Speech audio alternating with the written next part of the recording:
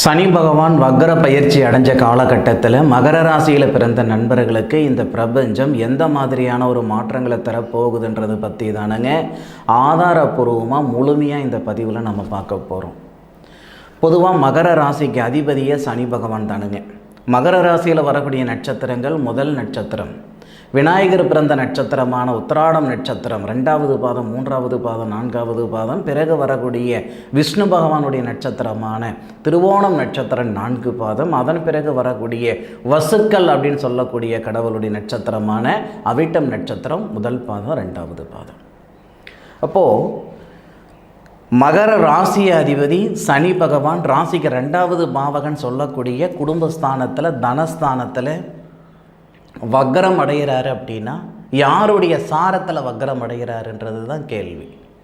அப்போது ஒரு கிரகம் நல்லது செய்யுமா அல்லது கெட்டது செய்யுமானா அவர் இருக்கிற இடத்த வச்சு நம்ம சொல்ல முடியாதுங்க. அவர் யாருடைய நட்சத்திரத்தில் இருக்கிறாரோ அந்த நட்சத்திராதிபதி இருக்கக்கூடிய இடத்த வச்சு தான் நம்ம முழுமையாக சொல்லிட முடியும். லக்னத்தில் ராகு இருந்தால் நாகதோஷம் சொல்கிற காலகட்டம் இது. அந்த லக்னத்தில் ராகு இருக்கிறவங்களுக்கு எல்லாமே கல்யாண தாமதம் சொல்லிட முடியாது. தோஷமே இல்லாதவங்களுக்கு 40 வருஷம் ஆகியும் திருமணம் பண்ணாதவங்களை நம்ம பார்த்துருக்கோம். தோஷம் இருக்கிறவங்களுக்கு 25 வயசுலேயே திருமணம் பண்ணிவிட்டு புத்திர பாக்கியத்தோட நிம்மதியாக வாழ்ந்துக்கிட்டு இருக்கிறத நம்ம பார்த்துக்கிட்டு இருக்கோம்.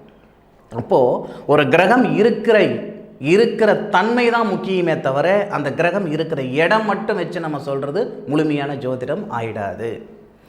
மகர ராசி அதிபதி சனி பகவான் வக்ரம் அடைகிறாருன்னா யாருடைய சாரம்? குரு பகவானுடைய சாரம். பண கிரகம் சொல்லக்கூடிய குரு பகவானுடைய சாரத்தில் தொழில்காரகர் 2வது பாவகத்தில் வக்ரம் அடைகிறார். இது சாதகம்தான். எந்த வகையில் சாதகம் அப்படின்னா, உங்களுடைய ராசி அதிபதி மகர ராசி அதிபதி சனி பகவான் யாருடைய சாரம் வாங்குறாரோ அவரே உங்களுடைய ராசியை 9வது பார்வையை பார்க்குறார். தொடர்பு இருக்கு. உங்களுடைய ராசிநாதனுக்கு நட்சத்திரமும் கொடுத்திருப்பாரு. உங்களுடைய ராசியை குரு பகவானுடைய பார்வை 9வது பார்வையாக வேற பார்ப்பார். அதுபோக உங்களுடைய ராசிக்கு 2வது பாவகத்தில் வக்ரம் அடைந்த கிரகம் உங்களுடைய ராசிக்கு 4வது பாவகத்தை தான் முதல் பார்வையாக பார்க்குறாரு. சரி சார், எப்போ சார் வக்ரம் அடைந்தது? இப்போ நீங்கள் வீடியோ போட்டுட்டு இருக்கிறீங்களே, பதிவு போட்டுட்டு இருந்தீங்களே, இந்த கேள்வி கேட்க தானே செய்வீங்க. ஜூன் மாதம் 16ஆம் தேதி வக்ரம் அடைந்தது. ஒரு குழந்தை பிறக்குதுன்னா குழந்தை நடக்கிறதுக்கு 7 மாதம் 8 மாதத்துக்கு மேலே ஆகும். குறைந்தபட்சம் நம்ம நிற்க வைக்கணும்னாவே ஒரு 7-6 மாதத்துக்கு மேற்கொண்டு தான் நம்ம நிற்க வைக்கிறோம். வக்ரம் அடைக்கிறதுக்கு முன்னாடி ஓஹோன்னு பலன் சொல்கிறது முக்கியம் இல்லைங்க. இப்போ வக்ரம் அடைந்து கிட்டத்தட்ட பார்த்தீங்கன்னா 25 நாள் ஆகுது. 20 நாள் 21 நாள் பக்கம் ஆகுது. இப்போது இந்த 20-21 நாள்லேயே ஒரு சில மாற்றங்கள் உங்களுக்கு வந்திருந்திருக்கும். இப்போ நான் சொல்கிறதுக்கும் உங்களுக்கு அனுபவிக்கிற மாற்றங்களுக்கும் நிச்சயமாக நீங்கள் கம்பேர் பண்ணி பார்த்துக்கிடலாம். ஜூன் மாதம் 16ஆம் தேதி தானுங்க சனி பகவான் வாக்கிய பிரகாரம் வக்ரம் அடைந்தார். ஆனி மாதத்துக்கு 5ஆம் தேதி. எத்தனை நாளைக்கு வக்ர பயிற்சி அப்படின்னு பார்த்தீங்கன்னா, வக்ர காலம் 139 நாட்கள் வரும். அப்போ நம்ம நவம்பர் மாதம் 4ஆம் தேதி வரைக்கும் சனி பகவான் வக்ரத்தில் தான் இருக்க போகிறார். அப்போ நமக்கு ஐப்பசி மாதத்துக்கு 18ஆம் தேதி. எது எப்படி இருந்தாலும் இந்த மகர ராசி நண்பர்களுக்கு இந்த வக்ர பயிற்சி சாதகம். எந்தெந்த வகையில் சாதகமாக இருக்குன்றது முதல்ல உங்களுக்கு சொல்லிடுறேனுங்க. உங்களுடைய ராசிக்கு பூர்வ புண்ணிய ஸ்தானத்தில் இருக்கக்கூடிய குரு பகவானுடைய நட்சத்திரத்தில் சனி பகவான் வந்திருப்பதால் இதுவரைக்கும் தாமதமாக இருந்த 2 காரியங்கள் அந்த தாமதம் நீங்கி, அந்த தடை நீங்கி நல்லது நடக்கும். ஃபஸ்ட்டு விஷயம் என்ன அப்படின்னா, வருஷ கணக்காக வாங்கின மண்ணில் பிரச்சனை இருக்குதுங்க, அப்பா கொடுத்த பூமியில் பிரச்சனை இருக்குதுங்க, தாத்தாரு கொடுத்த இடத்துல பிரச்சனை இருக்குதுங்கன்னா இந்த மனை சார்ந்த விஷயங்களில் உங்களுக்கு சிக்கல் இருக்குது. இது இருக்கிறதுக்கு கம்முன்னு வித்து துவைச்சு விடலாம் போல இருக்குது. இப்படியெல்லாம் மன அழுத்தத்தில் இருந்தால் முதல்ல இந்த சனி பகவானுடைய வக்ர காலத்தில் உங்களுடைய பூமியில், அதாவது உங்களுடைய மண்ணில் இருக்கிற சங்கடங்கள் சரிப்படுத்தி கொடுத்துரும். வில்லங்கம் இருக்குது. எத்தனையோ பேர் 5 சென்ட் இடம் வாங்கி கூட அந்த இடத்துக்கு போக முடியாமல் சிரமப்பட்டு இருக்கிற நண்பர்கள் இருக்க தான் செய்கிறீங்க. வீடு வாசல் இல்லாமல் இருந்தால் பரவாயில்ல, வீடு வாசல் இருந்தும் அந்த வீட்டில் இருக்க முடியலையன்ற ஆதங்கம் நிறைய நண்பர்களுக்கு இருக்க தான் செய்யுது.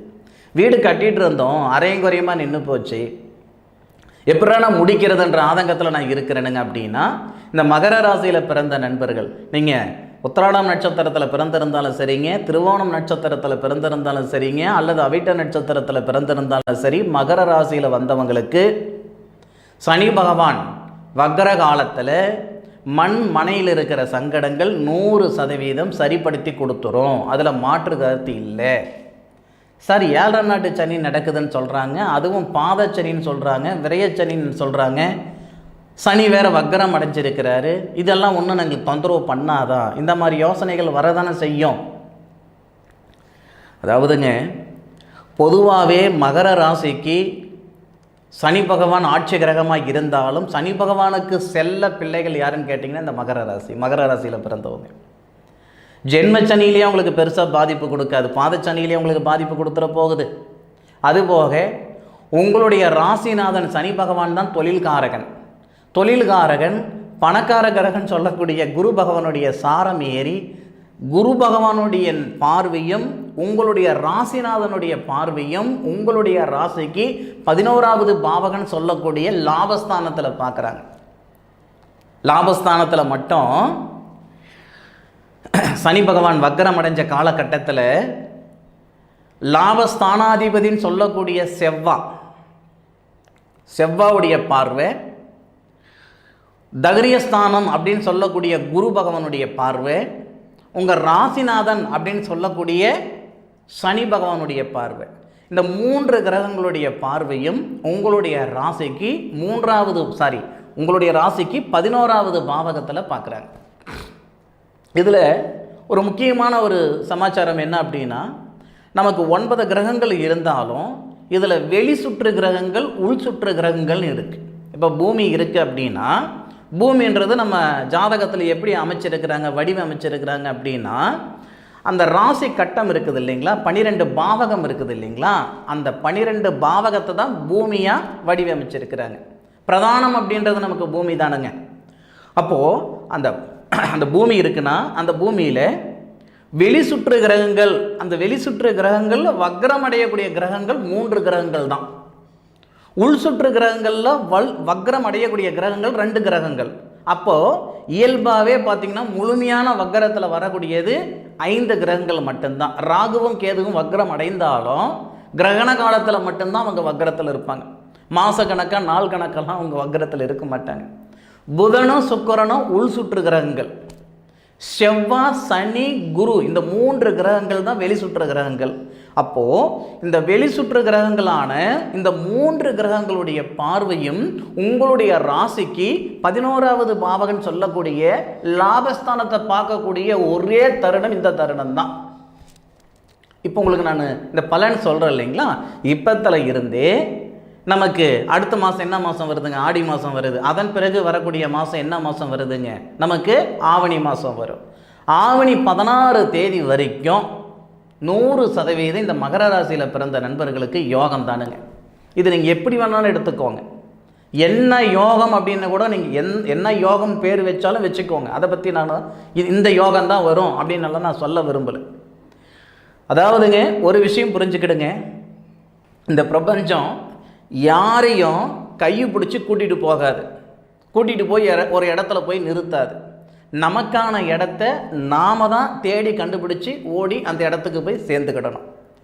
முயற்சி பண்ணுறவங்க எல்லாமே முன்னுக்கு வரலைங்க. நமக்கு தெரிஞ்சவங்க, நம்ம வீட்டுக்கு பக்கத்தில் இருக்கிறவங்க, நம்ம நண்பர்களாக இருக்கட்டும், வருஷக்கணக்காக முயற்சி பண்ணுறவங்க, வருஷக்கணக்காக கஷ்டப்பட்டுட்டு இருக்கிறவங்க கஷ்டப்பட்டுட்டு தானே இருக்கிறாங்க. அப்போது முயற்சியோடு சேர்ந்து நேர காலங்களும் சாதகமாக இருந்தால் தான் திடீர் யோகம் நம்ம நினச்சது நிறைவேற்றிக்கிட முடியும். அப்போது இந்த நேரத்தில் நமக்கான ஒரு தருணத்தை, நமக்கான ஒரு அற்புதமான ஒரு யோகத்தை இந்த பிரபஞ்சம் கொடுக்குது. மீண்டும் இந்த மாதிரி அமைப்புகள் மகர ராசி நண்பர்கள் அனுபவிக்கணும்னா சத்தியமாக சொல்கிறேன் பாருங்கள், 30 வருஷம் ஆகும். மறுபடியும் சனி உங்கள் ராசிக்கு 2ல் வரணும். அந்த நேரத்தில் சனி வக்கரம் அடையணும். அந்த நேரத்தில் இந்த செவ்வான்னு சொல்லக்கூடிய சுபஸ்தானாதிபதி லாபஸ்தானாதிபதி ஆட்சியில் வரணும். அந்த நேரத்தில் குரு பகவான் சனி பகவானுக்கு நட்சத்திரம் கொடுத்துருக்கணும். சனி பகவானுக்கு நட்சத்திரம் கொடுத்து 5வது பாவகத்திலிருந்து 11வது பாவகத்தை பார்க்கணும். இதெல்லாம் நடக்கிற காரியமா? அதுபோக அது நடக்குதுன்னே கூட வச்சுக்கோங்க. இந்த மாதிரி கிரக அமைப்புகள் 30 வருஷம் கழித்து வரும்னே வச்சுக்கோங்க. வயசில் வாழாத வாழ்க்கை வயசானதுக்கப்புறம் வந்தா என்ன வராட்டி என்ன? நான் உங்களுக்கு சொல்கிறது என்னன்னா, நாளை அப்படின்றது நிரந்தரம் இல்லாதது, இன்று அப்படின்றது தான் நிரந்தரமானது. நாளைக்கு யார் இருப்பாங்க யார் இருக்க மாட்டாங்கன்னு யாருக்கும் தெரியாது. சத்தியமாக படுத்து எந்திரிச்சாதான் உண்மை. அப்போது இன்னைக்கு இந்த கிரக அமைப்புகள் சாதகமாக இருக்குதுன்னா அதுக்கான முயற்சிகள், நம்மளுடைய செயல் செய்கிறதுக்கான நேர காலங்கள் இருக்குதா, அந்த செயல் செஞ்சு பாருங்க. 3 மாதம் 6 மாதம் விளையக்கூடிய பயிருக்கே நம்ம பட்டத்தை பார்க்குறோம். ஆடியில் விதைக்கலாமா, தையில் விதைக்கலாமா, நம்மளுடைய வாழ்வாதாரம் எப்படி இருக்கும், நம்மளுடைய வாழ்க்கை எப்படி இருக்கும், நம்மளுடைய தொழில் எப்படி இருக்கும், எத்தனை பேருங்க சாதகம் பார்க்குறோம்? ஒருத்தர் ஒரு தொழில் பண்ணுறாரு, ஆஹா ஓஹோன்னு வந்துருச்சுன்னா உடனுக்குடனே அந்த தொழிலை நாமளும் பண்ணணும் அப்படின்ற எண்ணம் எல்லாருக்கும் வரதில் ஆச்சரியம் ஒன்றும் கிடையாது. எனக்கே கூட தான் வரும். ஆனால் அதுக்கான பிரார்த்தனை நமக்கு இருக்கா? அப்படி பிரார்த்தனை இருந்தால் எந்த நேரத்தில் நம்ம தொடங்கணும்?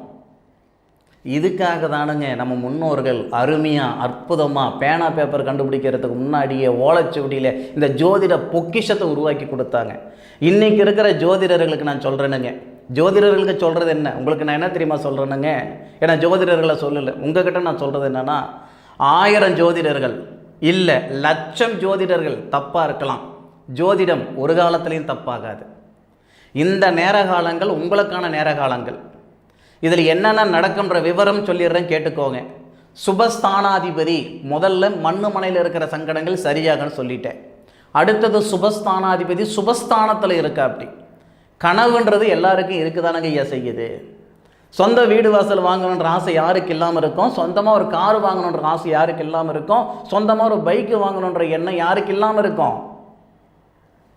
கனவு இருக்குது அப்படின்னா அந்த கனவு செயல்படுத்திக்கிறதுக்கு உண்டான நேரம் இந்த நேரம் தான். என்ன காரணம்? ஆதாரத்தை சொல்லுங்கள். எந்த பதிவிலையும் ஆதாரம் இல்லாமல் சொல்லுமா மூச்சு பிடிச்சிக்கிட்டு பேசிட்டு போக மாட்டேனுங்க.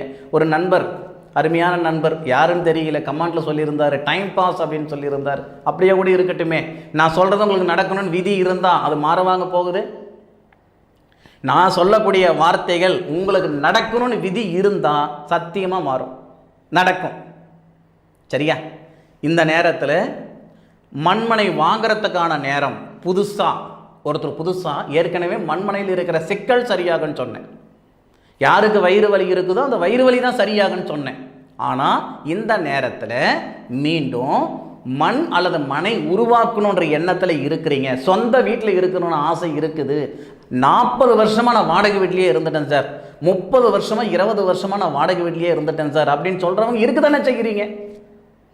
அப்போது சொந்தமாக வீடு வாசல் வாங்கக்கூடிய நேரம் இந்த நேரம். அதுக்கான காரணம் என்ன அப்படின்னா 4 குடையவர். அவர் வீடு வாசலுக்குரியவர் பார்த்தீங்கன்னா 4 குடையவர், 4வது பாத்தியம், 4வது பாவகம். அந்த 4வது பாவகத்துக்கு அதிபதி 4வது பாவகத்தில் ஆட்சியில் இருந்து 8வது பார்வையாக உங்கள் ராசிக்கு 11வது பாவகத்தை பார்ப்பார். அதுபோக உங்களுடைய ராசிநாதன் சொல்லக்கூடிய விதிகாரகன் தொழில்காரகன் சொல்லக்கூடிய சனி பகவான் 2வது பாவகத்தில் இருந்து 3வது பார்வையாக சுபஸ்தானம் சொல்லக்கூடிய அந்த செவ்வாவை பார்க்குறார், செவ்வாவுடைய இடத்தை பார்க்குறார். செவ்வாய் அந்த நேரத்தில் ஆட்சியாக இருக்கிறார். அதுபோக செவ்வாய் சுக்கிரனுடைய சாரத்தில் இருப்பார். நான் இப்போ ஜோதிடம் சொல்லக்கூடிய நேரத்தில், இந்த பலன் சொல்கிற நேரத்தில் செவ்வாய் இந்த நேரத்தில் பரணி நட்சத்திரத்தில் இருக்கிறாருங்க. அப்போது இந்த மாதிரி கிரக அமைப்புகள் தான் ஒரு மண்ணு மனம் வாங்கணுன்ற ஒரு யோசனை வர்றது. நல்ல யோசனை பண்ணி பாருங்கள். போன மாதம் வரைக்கும் வீடு வாங்கணுன்ற எண்ணம் உங்களுக்கு இருந்திருக்காது, இடம் வாங்கணுன்ற எண்ணம் உங்களுக்கு இருந்திருக்காது. இந்த 1 மாதத்துல இருந்து மனசுக்குள்ளார காசு பணம் இருக்கிற இடம் தெரியல, அது ஒரு பக்கம் கிடக்கட்டும். இந்த 1 மாதத்துல இருந்து நாம ஏன் சொந்த வீடு வாங்கக்கூடாது அப்படின்ற ஒரு எண்ணம் மனசுக்குள்ளே இருந்துக்கிட்டே இருந்திருக்கும். நல்ல யோசனை பண்ணி பாருங்கள். 1 அதே மாதிரி வாகன யோகமும் இந்த நேரத்தில் இருக்குது. அப்போது வாகன யோகமும் இருக்குது, அதே மாதிரி மண்மனை வாங்கக்கூடிய யோகம் இருக்குது. அவசியப்பட்டவங்க பயன்படுத்திக்கோங்க. அதுபோக உங்களுடைய ராசிக்கு 5வது பாவகத்தில் 5வது பாவகத்துக்கு அதிபதி அப்படின்னு சொல்லக்கூடியவர் யாருன்னு கேட்டிங்கன்னா அசுரகுரு. அசுரகுருன்னு சொல்லக்கூடிய இடத்துல தேவகுரு.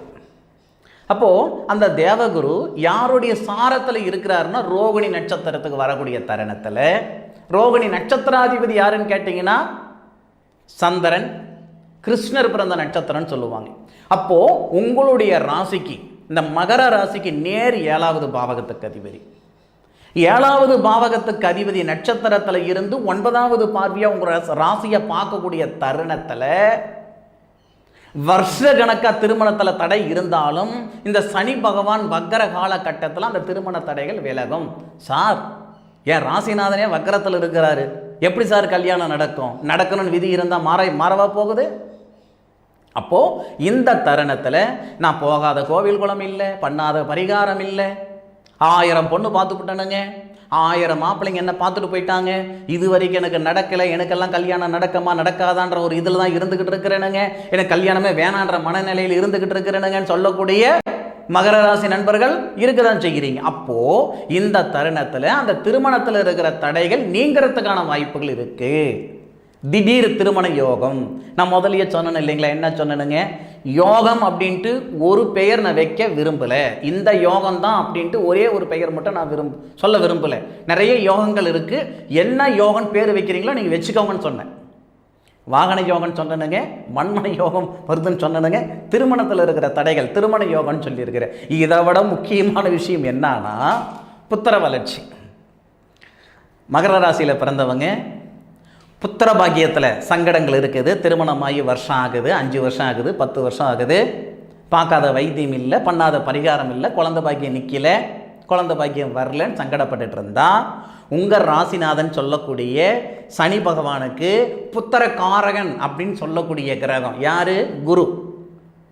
அதாவது நீங்கள் எந்த ராசியில் பிறந்திருந்தாலும் சரிங்க, ஒவ்வொரு கிரகத்துக்கும் ஒரு உறவு முறை இருக்குதுங்க.